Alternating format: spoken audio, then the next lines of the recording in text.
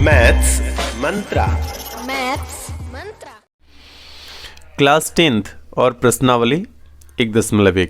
प्यारे बच्चों, आज हम लोग 10वीं कक्षा के लिए प्रश्नावली 1.1 का अध्ययन करने जा रहे हैं। आपको स्क्रीन पर यहाँ दिखाई दे रहा होगा, लिखा हुआ है निम्नलिखित संख्याओं का एचसीएफ ज्ञात करने के लिए यूक्लिड विभाजन एल्गोरिदम का प्रयोग कीजिए।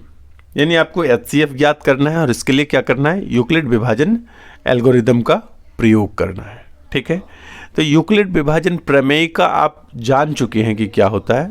यूक्लिड विभाजन प्रमेय का एक्चुअली होता क्या है वो मैं यहाँ पर थोड़ी चर्चा कर देता हूँ, फिर इसी प्रश्न पर मैं तुरंत आऊँगा। होता क्या है कि आप भाग देते हैं। मान लिया जाए कि एक संख्या, यहीं से मैं प्रश्न 1 को ही लिखना शुरू करता हूँ, आंसर भी हो जाएगा और काम भी हो जाएगा। तो यहाँ पर क्या दिया हुआ एक में कि 135 और 225 का एचसीएफ ज्ञात करना है। ठीक है, तो हम क्या करते हैं, इसमें 135 का या 135 से 225 में भाग देते हैं। ठीक है, तो ये वन टाइम में शुरू में कटेगा और 135 ही हो जाएगा। उसके बाद जब आपको घटाना है तो 0 हो जाएगा और 90 हो जाएगा, यहाँ पर 9, तो टोटल हो गया 90। तो जो सामने लिखा हुआ है ना, इसको बोलते हैं भाजक। क्या बोलते हैं, भाजक। और जो बीच में है ना, इसको बोलते हैं भाज्य, भाज्य। और इसको बोलते हैं भागफल। एक जो यहाँ पर है क्या है, भागफल। यहाँ पर एक हो गया भागफल। और ये 90 दिख रहा है ना, इसको बोलते हैं शेष या शेषफल। शेषफल ज़्यादा सटीक है ये। यदि आप भाज्य को ए बोलें, भाजक को बी कह दें और भागफल को क्यू कहेंगे और शेषफल को क्या कहेंगे, आर कहेंगे, तो यूक्लिड विभाजन प्रमेय का जो है वो कहता है कि ए बराबर बी क्यू प्लस आर। ये जानने में यहाँ पर आर के बारे में एक विशेष जानकारी है कि जहाँ आर जो है वह 0 के बराबर भी है और 0 से बड़ा भी है। रिमाइंडर जो है, शेषफल जो है वह 0 से बड़ा भी हो सकता है और 0 के बराबर भी हो सकता है। लेकिन कितना बड़ा होगा, कितना भी बड़ा हो जाए, यह भाजक से बड़ा नहीं हो सकता है। यानी यह b से हमेशा क्या होगा, छोटा होगा। जहाँ रिमाइंडर जो है, शेषफल जो है वह 0 के बराबर, यानी शेषफल 0 भी हो सकता है, 0 से बड़ा भी हो सकता है, लेकिन भाजक से हमेशा छोटा होगा। ठीक है, यही बात कौन कहता है, ये कहता है आपका यूक्लिड विभाजन प्रमेय का। ये आप पिछले वीडियो में सीख चुके हैं। तो प्रश्न हम यहाँ से शुरू करते हैं। तो यहाँ पर आपको ये इसी प्रश्न का ये एक हिस्सा है कि आपने भाग दिया शेषफल। मैं फिर से एक बार लिख देता हूँ क्योंकि प्रश्न को पूरा बनाना है। 135 है तो इसको 225 करेंगे और एक बार में भाग लगाते हैं, 135 होता है, शेषफल यहाँ 90 बचता है। पुनः जो शेषफल है और जो भाजक है, इस दोनों के बीच आपको एक बार फिर से इसी क्रिया को दोहराना है। यह क्रिया तब तक दोहराना है जब तक कि शेषफल आपका 0 नहीं हो जाए। यही बार बार रिपीटेशन, यानी यूक्लिड विभाजन प्रमेय का रिपीटेशन को एल्गोरिदम बोलते हैं। ठीक है, बारंबारता जब होने लगती है तो इससे क्या करेंगे, 135 में फिर से भाग लगाएंगे और यह एक बार में फिर से होगा। यदि आप इसमें 90 घटाएंगे तो ये फिर आपका 45 शेषफल बच जाता है। अब क्या करेंगे, फिर से एक बार रिपीटेशन करेंगे और भाग लगाएंगे। तो 45 से 90 में जब भाग लगाते हैं तो यह 2 बार में पूरा पूरा कट जाता है। इस बार शेषफल आपका क्या हो गया, 0 प्राप्त हो गया। तो यह प्रक्रिया तब तक दोहराना है जब तक कि आपका शेषफल 0 नहीं हो जाता है। तो जिस भाजक से भाग देने के बाद शेषफल 0 प्राप्त होता है, यहाँ पर 45 एक भाजक बना जिससे शेषफल क्या हो गया, 0 प्राप्त हो गया। तो यही भाजक आपका क्या होता है, एचसीएफ हो जाता है, महत्तम समापवर्ती हो जाता है।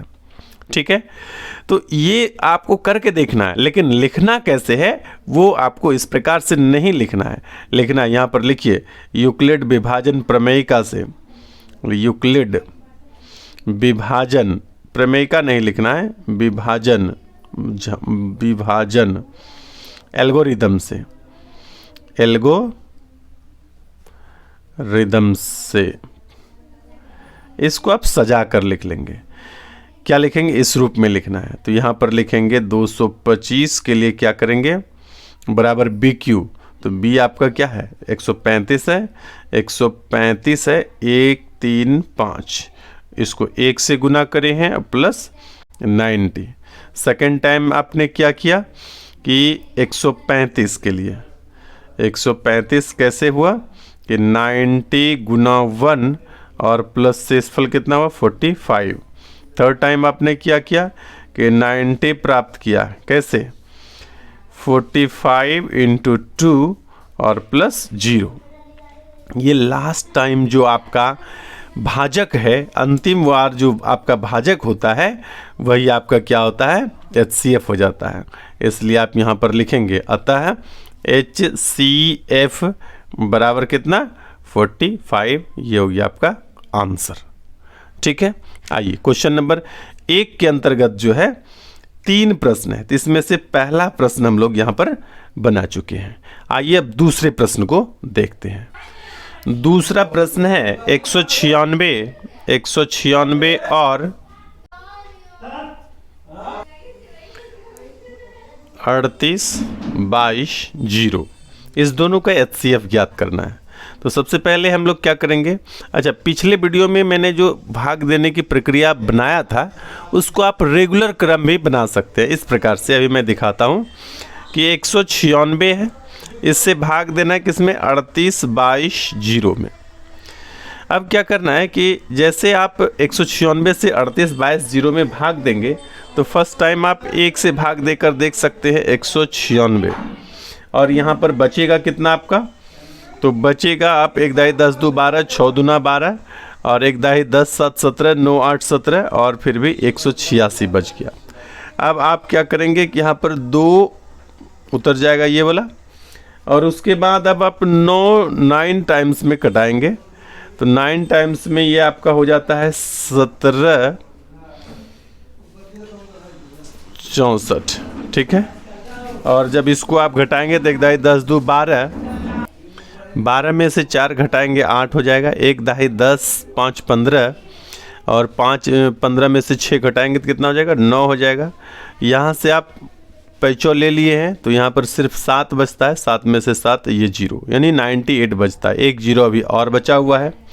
और यहाँ देखिए 196 से जब 980 आपका यदि 5 बार में जो है ना पूरा कट जाएगा। 6 पंचे 30 हो गया, और 9 पचे 45, 45 3 48, और 5 गुना 5 1 हुआ, और 4 9, यानी फुल टाइम में ये 0 0 0 प्राप्त हो जाता है। यानी इसका जो शेष फल पहले बार में ही 0 हो गया, तो आपका HCF कितना हो गया?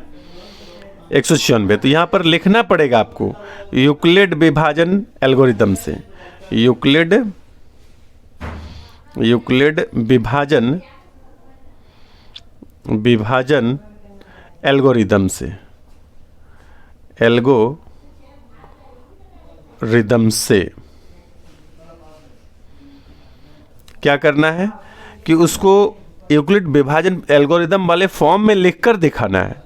तो कैसे करेंगे? आपको लिखना है 38 22 0 बराबर 196 गुना 195, और शेषफल कितना है? 0 है। ठीक है। अतः HCF बराबर आपको क्या लिखना है? HCF बराबर कितना होगा आपका? 196। यही आपका क्या हुआ?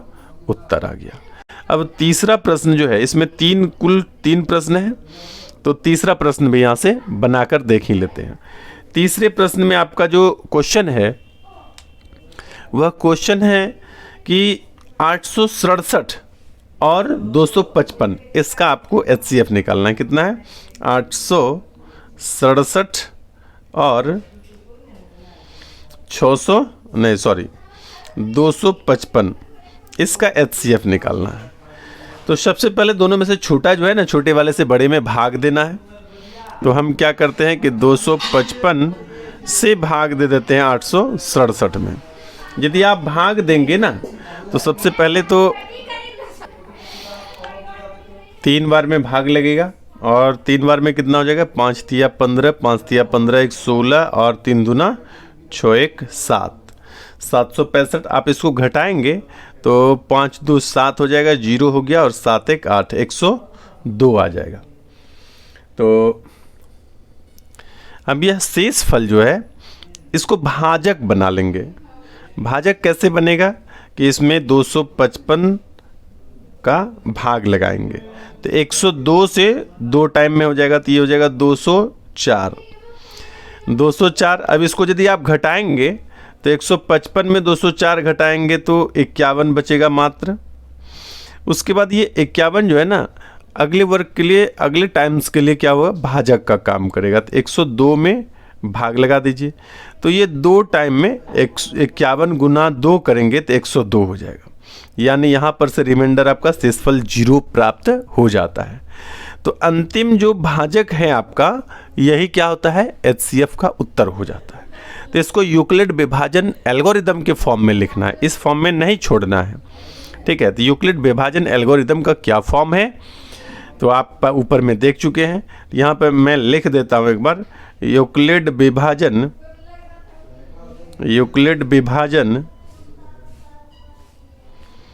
एल्गोरिदम से, ठीक है। पहली बार आपने 867 प्राप्त किया है, कैसे, 255 है, 55 3 प्लस कितना हुआ, इसमें 102 शेषफल प्राप्त हुआ। फिर आपको 255 प्राप्त करना पड़ा, वो कैसे किया आपने, 102 गुना 2 और रिमाइंडर हुआ आपका 51। उसके बाद आपको 102 प्राप्त करना पड़ा, वो आपने कैसे किया, 51 इंटू 2 किया और रिमाइंडर आपका 0। तो जब तक शेषफल 0 प्राप्त नहीं होता है तब तक आपको ये प्रक्रिया दोहराते रहना है। तो अंतिम भाजक जो है आपका उत्तर हो जाता है। तो यहाँ पर लिखेंगे अतः HCF बराबर कितना हो जाएगा, 51। ये हो गया आपका आंसर। तो इस प्रकार से क्वेश्चन 1 के अंतर्गत 3 प्रश्न थे, मैंने तीनों यहाँ पर बता दिया है। और अगले वीडियो में मैं आपको क्वेश्चन नंबर 2 लेकर आऊँगा। क्वेश्चन नंबर 2 बहुत ही इम्पोर्टेंट है और बहुत ही सरलतापूर्वक हम आपको बताते हैं। इतना आसानी से, इतना इजी वे में आप सीखेंगे जिसकी कल्पना आप खुद नहीं कर पाएंगे। तो आइए देखते हैं अगले वीडियो। तब तक बने रहें मैथ्स मंत्रा के साथ और चैनल को सब्सक्राइब करने के लिए बिल्कुल नहीं भूलिए। वीडियो को लाइक भी कर दीजिए और अपने दोस्तों से भी कहिए कि मैथ मंत्रा चैनल को सब्सक्राइब करके रखें ताकि अच्छे से मैथ समझ में आ सके। धन्यवाद।